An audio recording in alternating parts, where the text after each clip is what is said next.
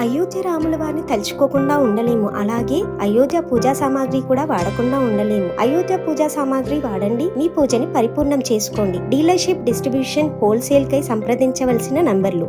రాహుల్ వి పిల్ల చేష్టలు లోక్సభలో ప్రతిపక్ష నేతపై ప్రధాని మోడీ ఫైర్. సింపతి కోసమే సభలో డ్రామాలు ఆడుతున్నారు. అగ్నిపథ్ ఎంఎస్పీ పై అబద్ధాలు చెప్తున్నారు. దేశంలో హిందువులకు వ్యతిరేకంగా కుట్ర.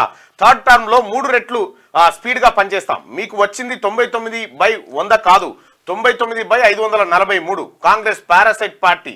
జూలై 1న ఖటాఖట్ దివాస్ అని ఎద్దేవా. ఆ ప్రతిపక్షాల నినాదాలతో దద్దరిల్లాను లోక్సభలో ప్రతిపక్ష నేత రాహుల్ గాంధీ పిల్ల చేష్టలు చేస్తున్నారని ప్రధాని నరేంద్ర మోడీ ఫైర్ అయ్యారు. చేసిన తప్పులు చెప్పుకోకుండా పిల్లలు సింపతి కోసం ఏడ్చినట్టుగా రాహుల్ చైల్డిష్ బిహేవియర్ తో వ్యవహరిస్తున్నారని అన్నారు. బీజేపీ ఆధ్వర్యంలోని ఎన్డీఏ కూటమికి దేశ ప్రజలు వరుసగా 3వసారి అధికారాన్ని అప్పగించారని, అయినా ప్రతిపక్ష కాంగ్రెస్ మాత్రం ఎన్నికల్లో తామే గెలిచామని చెప్పుకునే ప్రయత్నం చేస్తుందని చెప్పడం జరిగింది. రాహుల్ గాంధీ పిల్ల చేష్టలు అంటే రాహుల్ గాంధీ దాని గురించి ఏమంటాడంటే, నిజాలే మాట్లాడినా, గ్రౌండ్ లెవెల్లో జరుగుతున్నదే సభలో ప్రస్తావించా. రాహుల్, హిందూ సమాజాన్ని నేను కించపరచలే. రికార్డులో కామెంట్లు తొలగించడంతో షాక్ కు గురయ్యా. ఇవి పార్లమెంట్ సిద్ధాంతాలకు విరుద్ధం. తన కామెంట్లను పునరుద్ధరించాలని స్పీకర్ కు లేఖ.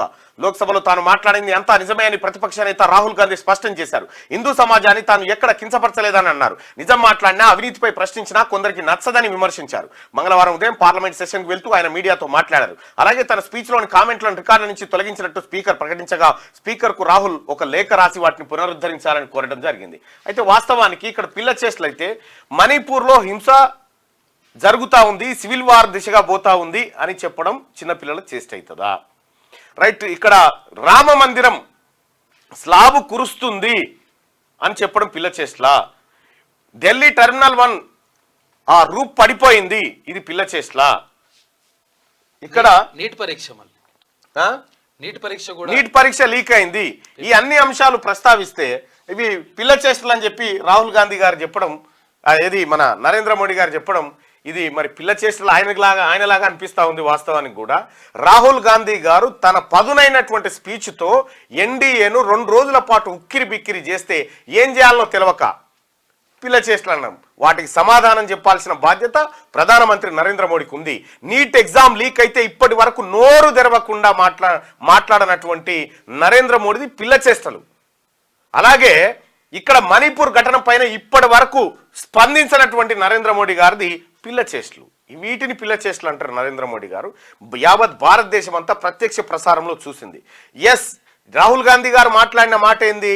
శివుడికి ఎడమ చేతిలో ఉన్నటువంటి త్రిశూలం శాంతికి స్వరూపం, అది నాకు ఆదర్శం అని చెప్పిండు.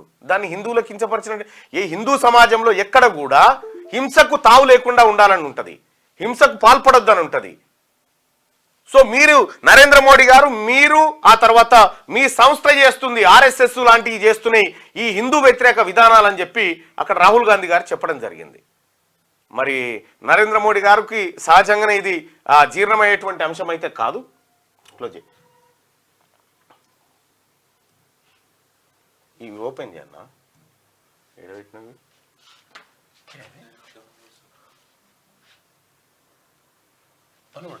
ఒక్క నిమిషం ఆగన్నా, తొందరపడదు, జస్ట్ వెయిట్.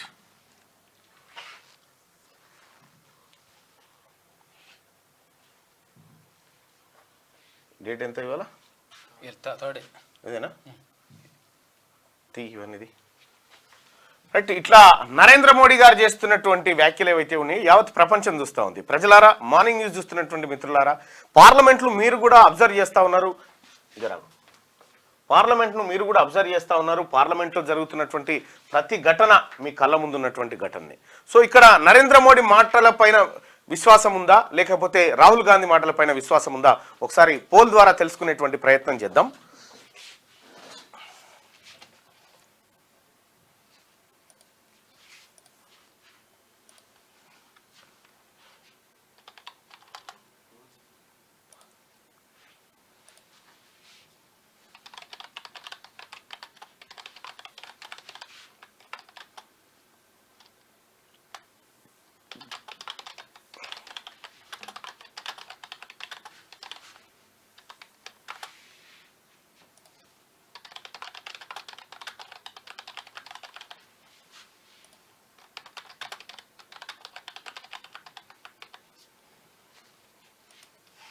రైట్, ఈ క్రింది వాటిలో ఎవరు నిజాన్ని మాట్లాడారు, ఎవరు అబద్ధం చెప్పారు?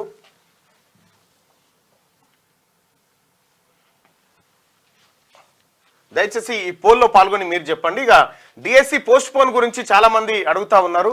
రాష్ట్ర ప్రభుత్వం దీనిపైన క్లియర్ కట్ గా ఒక ప్రకటన విడుదల చేయాల్సినటువంటి అవసరం ఉంది.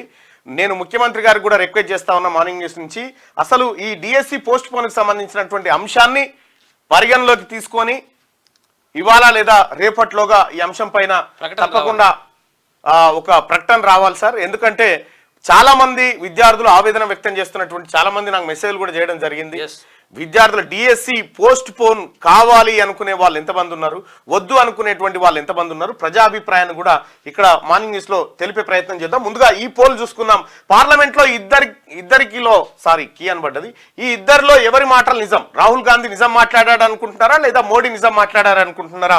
ఈ పోల్ తర్వాత డిఎస్సి పైన మనం ఒక పోల్ పెట్టుకుందాం. డిఎస్సి పోస్ట్ పోన్ చేయాలా లేదంటే డిఎస్సి ఉంచాలనేటువంటి అంశం పైన మనం ఒక పోల్ కూడా పెట్టుకుందాం. ద మార్నింగ్ న్యూస్ చూస్తున్నటువంటి మిత్రులు దయచేసి లైక్ బటన్ క్లిక్ చేయాల్సిందిగా కోరుతా ఉన్నాం. ఇక పార్లమెంట్ లో ఇద్దరిలో ఎవరి మాటలు నిజం? రాహుల్ నిజం మాట్లాడాడు అనుకునే వాళ్ళ పైన, మోడీ నిజం మాట్లాడాడు అనుకునే వారు కింద. ఒకసారి రిజల్ట్ కనుక చూస్తే దాదాపు 74% మంది ప్రజలు రాహుల్ గాంధీ నిజం మాట్లాడాడు అని చెప్పి 74% మంది ప్రజలు చెప్తా ఉంటే, ఈ మోడీ నిజం మాట్లాడాడు అని చెప్పి 26% మంది ప్రజలు చెప్తా ఉన్నారు. సో ఇది దాదాపు 1300 మంది ఈ ఓటింగ్ లో పాల్గొని తమ అభిప్రాయాన్ని చెప్పారు. 1400 మంది మాట్లాడే అభిప్రాయాన్ని చెప్పారు. అంటే పార్లమెంట్ లో జరుగుతున్నటువంటి చర్చ రాహుల్ గాంధీ వైపే సమాజం చూస్తా ఉంది. ఆయన మాట్లాడిన మాటల్లో సత్యం ఉందనేటువంటి మాటను ఇక్కడ లైవ్ చూస్తున్నటువంటి ప్రజల్లో 75% మంది అభిప్రాయపడతా ఉన్నారు. సో అది రాహుల్ గాంధీకి సంబంధించినటువంటి వార్త.